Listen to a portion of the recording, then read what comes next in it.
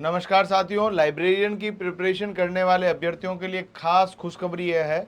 Actually क्या हुआ, education department ने जितनी भी वैकेंसियां इस साल निकाली है उन सभी के अंदर सीटें कम रखी है। वो फर्स्ट ग्रेड हो, सेकंड ग्रेड हो या थर्ड ग्रेड के लिए भी अभी जो है सीटों की संख्या बहुत कम है, इसलिए बच्चे बहुत परेशान हैं। और उसी कड़ी के अंदर एक वैकेंसी आती है जो लाइब्रेरियन की है, जो कि आपके माध्यमिक शिक्षा बोर्ड और संस्कृत शिक्षा विभाग दोनों की संयुक्त भर्ती है। अभी वर्तमान में 548 पद है।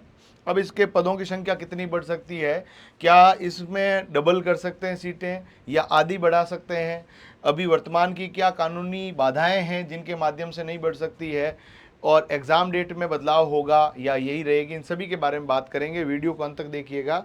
अभी एक्चुअली क्या हुआ, सेकंड ग्रेड की फर्स्ट ग्रेड की सीटें बढ़ रही है, इसमें तो कोई किंतु परंतु है ही नहीं। अभी वर्तमान में ये कहा गया है, जो हमारे यहाँ पर नियम बने हुए हैं, यदि कोई वैकेंसी एक बार आपके पास जारी हो जाती है, कोई वैकेंसी एक बार आपके पास आ गई है, इस वैकेंसी के आने के बाद जो बोर्ड इसका एग्ज़ाम करवा रहा है और जो विभाग इनके लिए आयुक्त नियुक्तियाँ देगा, वो अधिकतम सीटें मान लीजिए 1000 है तो 1000 का 50% बढ़ा सकता है, यानी टोटल 1500 सीटें हो सकती है। इस तरह का प्रावधान है।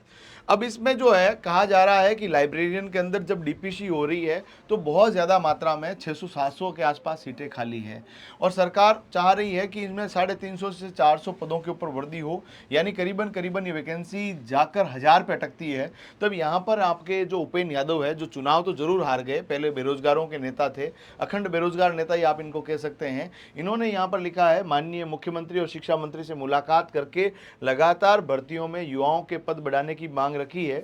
माननीय मुख्यमंत्री महोदय के 50% बढ़ाने की अनुमति शिक्षा विभाग को दे दी है, और ये इनके लिए बहुत बहुत धन्यवाद है।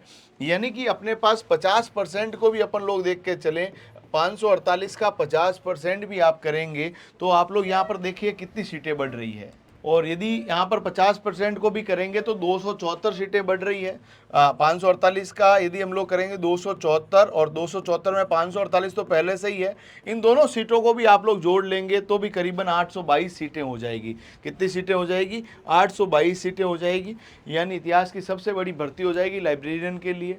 तो यहाँ पर जो सीटें बढ़ने की पूरी संभावना है, यदि 50% से ऊपर यदि सीटें बढ़ती है तब तो नए फॉर्म वापस शुरू किए जाएंगे, फॉर्म वापस पुनः भरवाना शुरू किए जाएंगे। और यदि यहाँ पर सीटें नहीं बढ़ती है तब तो आपके पास कोई दिक्कत नहीं है। यहाँ पर दो कंडीशन है, यदि 50% तक सीटें बढ़ती है तो फॉर्म वापस रीओपन नहीं होंगे, परंतु यदि सीटें 100%, 80%, 60% पे बढ़ जाती है तो फॉर्म वापस शुरू होंगे। अब जब वापस फॉर्म शुरू होंगे तो एग्ज़ाम जो डेट है वो अगले वर्ष चली जाएगी, जिसकी संभावना न के बराबर है। मुझे नहीं लगता कि आपके सीटें जो है डबल हो जाएगी। 50% भी बढ़ जाए तो भी बहुत बड़ी बात है, और यदि 50% बढ़ेगी तो एग्ज़ाम डेट के अंदर कोई फेरबदल नहीं होगा। एक बार आप मुझे कमेंट में बताइएगा, क्या आप चाहते हैं एग्ज़ाम डेट आगे बढ़े या आप चाहते हैं कि यही एग्ज़ाम डेट रहे। उससे पहले यार एक चैनल सब्सक्राइब आप लोग नहीं करते हैं, क्योंकि लाइब्रेरियन के आज से हम लोग यूट्यूब पे मॉडल पेपर भी शुरू कर रहे हैं। पहला मॉडल पेपर आज आ रहा है, उसको ज़रूर आप लोग देखिएगा, जो आपको एग्ज़ाम में 100% हेल्प करेगा। पेपर फर्स्ट के लिए, पेपर सेकंड की हम लोग ऑलरेडी क्लासेस चला रहे हैं।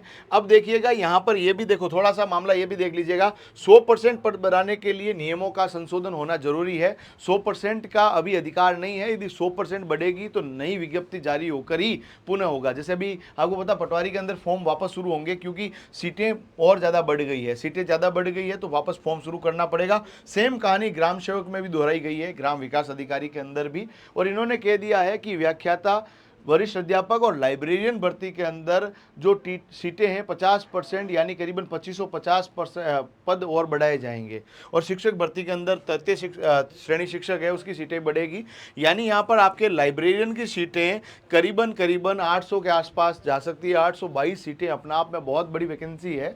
इसके अलावा बिहार में आपके फॉर्म आप जरूर भर दीजिएगा, बिहार के अभी 6000 के आसपास वैकेंसी आ रखी है।